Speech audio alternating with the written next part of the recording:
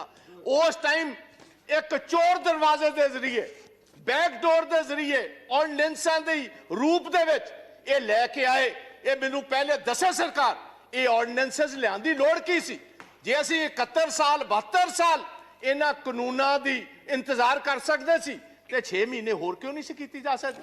इसे गल कारण अज मोदी साहब तुहाडी सरकार ते पंजाब दे, हरियाणे दे, वैस्टर्न यूपी दे, राजस्थान ते बाहर दे किसानां दा फेथ नहीं है, यकीन नहीं है। उन्होंने पता है चंद पूंजीपतियों के बेनिफिट वास्ते कानून लेके आए ने, ये किसानों के बेनिफिट वास्ते, किसानों के हक के कानून नहीं ने। एक होर मैं तुहानूं दसदा, मैं इस हाउस दे विच किसी पोलीटिकल पार्टी दे आज जिन्ने किसान यूनियंस बैठियां किसी लीडर के कहने ते लोग नहीं आए। ये जन अंदोलन है। हर घर दे विच अपने आप लोगों ने अपने ट्रैक्टरों में डीजल पाया। हर पंजाब के किसान ने फी एकड़ 500 रुपया इकट्ठा करके ये सारे किसान यूनियन के लीडर्स नूं दिता। मैनूं अफसोस है इस हाउस च कहना पैंदा, मनोज जी 1971 दे विच बांग्लादेश की लड़ाई दे विच असीं 93,000 पाकिस्तानियां नूं एज वॉर प्रिजनर्स लिया सी। 2 साल असीं उन्हां नूं रोटी भी दिती, पानी भी दिता, बैडिंग भी दिती, लॉजिंग भी दिती। अज असीं अपने किसान वीरां नूं बिजली कट दी, अज असीं इंटरनेट कट दिता, असीं अज उन्हां तों पानी कट दिता, असीं उत्थे तवारा बार्ब्ड वायर्स ऐ लगा दित्तियां जिस 1960 दे विच बर्लिन वॉर बनाई जा रही है, एक वॉर प्रिजन बनाया जा रहा है। अफसोस ना कहना पैंदा है दुनिया की सारे नालों वड्डी डेमोक्रेसी है। ये चीज़ां अफगानिस्तान विच वेखियां सी, ये चीज़ां इराक दे विच सदाम हुसैन दे वेले वेखियां सी, ये लिबिया दे विच कर्नल गद्दाफी वेले वेखियां सी, ये युगांडा दे विच इदी मीन वेले वेखियां सी, ये महात्मा गांधी दे देश च कदी किसी ने सपने विच भी नहीं वेखियां जो साडे किसान वीरां नाल हो रहा। साडियां मातावां, साडियां भैणां, साडे बच्चियां समेत अज दिल्ली दे बार्डरां ते बैठियां ने। तुसीं उत्थे ਉਹ रूप दिता जिस तरह कॉन्सनट्रेशन कैंप्स नूं देना हुंदा। कल 12 पार्टियां दे लीडर गाजीपुर गए, पुलिस ने अंदर नहीं जान देते। किस किस्म दी democracy Hindustan? Parliament session in operation होए, तुसीं पार्लीमेंट लीडर्स नूं उत्थे जाण दी इजाजत ना दो, इहनूं असीं डेमोक्रेसी कहने? तुसीं कहंदे हो साडे ते विश्वास करो। मैं तुहानूं एक सवाल पूछना चाहना चेयरमैन साहब तुहाडे जरिए सरकार नूं। तुहाडे एग्रीकल्चर मंत्री जी ने गल कही है 1.5 साल वास्ते असीं एक कानून राखवे रख देने, इनबाइस च रख देने। मैनू इस गल का फर्क दसो, वापस लैन दे विच ते राखवे रखने च फर्क की है? मैं टेक्निकली ये बात पूछता हूं, अगर आप ये कानून को इनबैलेंस रखते हो उसका मतलब 1.5 साल के लिए ये कानून वापस हो गए। अगर ये वापस हो गए तो भैया क्या आप अकेला बूझ का सवाल बनाए बैठे हो कि किसान माफी मांगेगा तो तब हम मानेंगे? आप ये बात कहने को तैयार हो हम अपने इन कानून में तरमीम करने को तैयार है? ऐसी तरमीम करने तैयार होता मतलब है कानूना विच वड्डी कमी है। आपने खुद कबूल किया इसमें बहुत सारी कमी है। अगर कमी है तो वापस क्यों नहीं लेते? और मैं मोदी जी को यह गुजारिश करूंगा, मोदी साहब तुहाडी कांग्रेस के नाल तो कोई अदावत हो सकती है, तुहाडी ओपोजिशन पार्टियां नाल अदावत हो सकती है। हिंदुस्तान का किसान तो वह जिन्हें तुहानू वोटां पा के कामयाब किया, तुहाडी उहदे नाल की अदावत है?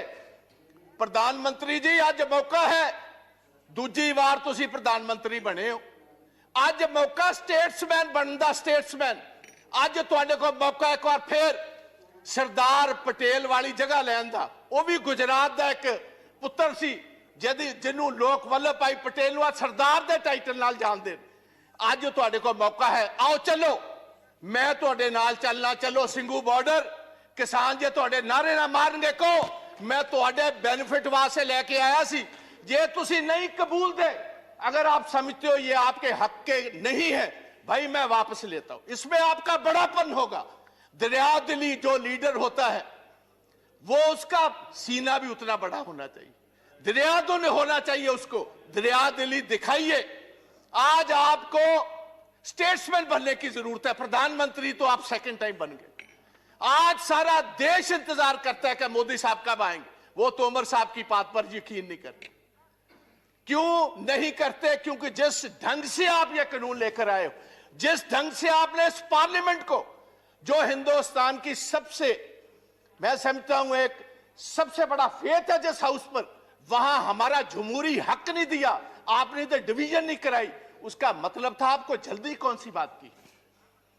आप मैं अपने पंजाब स्टेट की गल करना जहां साहब, स्टैट्यूटरी बॉडी है थोड़ी जीएसटी, पिछले 10 महीनों का 8000 करोड़ रुपया पंजाब का इन्होंने नहीं दिता। तो फेथ असी किस तरह करिए, तो यकीन असी किस तरह करिए? रूरल डेवलपमेंट फंड पंजाब का आरडीएफ जो बुनियादी, क्योंकि जो फसल पंजाब की एजेंसी खरीदती है फूड कॉर्पोरेशन ऑफ इंडिया, हम क्योंकि अपने किसान को टैक्स नहीं करते, असी अपने किसान को टैक्स नहीं करते, ये लेवी जिहड़ी है स्टैट्यूटरी है गवर्नमेंट को देनी बनती है, साडा 3% तो घटा के 1% कर दिता। तुसी कहंदे हो पंजाब दे लोग तुहाडे ते फेथ कर, किस तरह फेथ कर?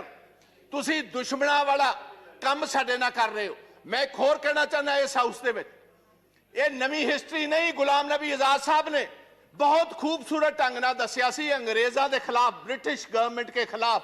देवगौड़ा जी 6-7 बड़ी मूवमेंट हुई एग्रीकल्चर, जिसको लीड महात्मा गांधी वल्लभ भाई पाटिल साहब करते रहे, और सभी जगह पर ब्रिटिश को अपना पैर पीछे खींचना पड़ा और जिम्मेदारों की बात माननी पड़ी।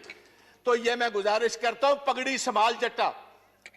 आज से 100 साल पहले शहीद आजम भगत सिंह के ताया और उनके पिता ने यह आंदोलन शुरू किया था, और हमारे दीपेंद्र सिंह हुड्डा जो बैठे हैं, इनके ग्रेट ग्रैंडफादर, वो भी इस मूवमेंट में साथ है, चौधरी बाथूराम जी।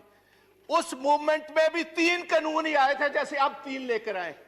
9 महीने मूवमेंट चली और अंग्रेजों को भी अपने घुटने टेकने पड़े, गोडे टेकने पे। मैं इस पवित्र सदन के विचों कहना चाहना, यही जिक्र सा सुखदेव सिंह ढींडसा ने किया है। लाल किले दे उत्ते जो कुछ होया 26 जनवरी नूं, सानू बड़ा अफसोस, सानू बड़ा दुख है। As a Punjabi, as a Sikh, I condemn that whole incident what happened. सानू तुसी नैशनैलिटी ना सिखाओ। नेशनलिज्म, साडा हर एक बच्चा हर महीने नेशनल फ्लैग में लिपटकर हर महीने पंजाब और हरियाणा का आता है। आप हमें नेशनलिज्म सिखाएंगे भाई? आप उनको खालिस्तानी कह रहे हो जो लाल किले की, क्योंकि बहुत सारे लोग हिस्ट्री नहीं जानते। हमारे 9वें गुरु तेग बहादुर महाराज, गुरु तेग बहादुर जी ने किसके लिए शहादत दी थी? उन्होंने शहादत दी कश्मीरी ब्राह्मण के लिए। कश्मीरी ब्राह्मण पंजाब में गुरु तेग बहादुर जी के पास आए कि औरंगजेब हर रोज जनायु उतारता है, तलवार के ताकत के साथ वो हमें कन्वर्ट करता है, हमारे धर्म को तब्दील करता है। आप इन पिटीशन हमारे साथ चाहिए, जैसे कोई वकील लेकर जाता है, वो इन पिटीशन लेकर औरंगजेब के पास आए, और औरंगजेब ने इसी लाल किले से, जिसका आप जिक्र करते हो, इसी लाल किले से ये कहा जो पिटीशन लेकर आए इसका सर कलम कर दिया। वहां उनकी शहादत हुई, और उनकी शहादत की याद में जो शीशगंज साहब, शीश कहते हैं गले को, उनकी याद में शीशगंज साहब गुरुद्वारा जो खड़ा है, वो हमारे हिंदू ब्राह्मण कश्मीरियों की वजह से यह शहादत हुई, और आप हमें खालिस्तानी कहते हो? मेरे अपने पिता जो फॉर्मर मिनिस्टर थे, 5 लोगों के साथ पंजाब में 1987 में उनकी शहादत हुई। मेरे अपने बड़े भाई जो ब्रिगेडियर हैं इंडियन आर्मी के, retired, he was the one who was commanding the 192 mountain brigade, जिसने देश के लिए ये टाइगर हिल जीती। He was commanding 192 mountain brigade. आप हमें खालिस्तानी कहते हैं? आप हमें कहते हो एंटी नेशनलिस्ट हैं ये लोग? और मैं ये चाहूंगा on the floor of the house, I demand कि इधर एक सुप्रीम कोर्ट का सिटिंग जज टाइम बाउंड एक इंक्वायरी करे 2 महीने में, ये बताए वो कौन सी ताकतें हैं जिन्होंने, क्योंकि ये जितनी किसान जथेबंदियां हैं, इनको टाइम दिया गया था 10 बजे सभी स्टार्ट होंगी दिल्ली के इर्द गिर्द जलूस जो एक पुलिस के साथ, और 8 बजे कुछ शरारती एलिमेंट्स को यह इशारा कर दिया गया कि जो आपको दिया हुआ रूट है उस पर चलने की जरूरत नहीं, आप तोड़ो इस रूट को, बैरिकेडिंग तोड़ो। सीधी आईटीओ पर पहुंचो, आईटीओ से लाल किला तो बहुत सारों ने देखा ही नहीं था। और एक ये भी बात मैं हाउस में बताना चाहता हूं, ओ भैया, ये लाल किले जिसकी आप बात करते हो, ये जिस आपको पता मुगल राज में ये स्थापित हुआ है, और 300 साल पहले जो गुरु तेग बहादुर जी की कुर्बानी है, उसके बाद गुरु गोविंद सिंह महाराज, उनके 2 बड़े साहबजादे शहीद हुए। छोटे 2 साहबजादों को जिंदा दीवारों में चिन दिया गया। अगर गुरु गोविंद ना होते, इस देश की एक शक्ल ही और होती। आप हमें कह रहे हो, किसी को गद्दार कह रहे हो, किसी को आप एंटी नेशनल कह रहे हो। पहले सोचना, और ऐसा मैं गुजारिश करना चाहूंगा गवर्नमेंट, ऐसा काम मत करो।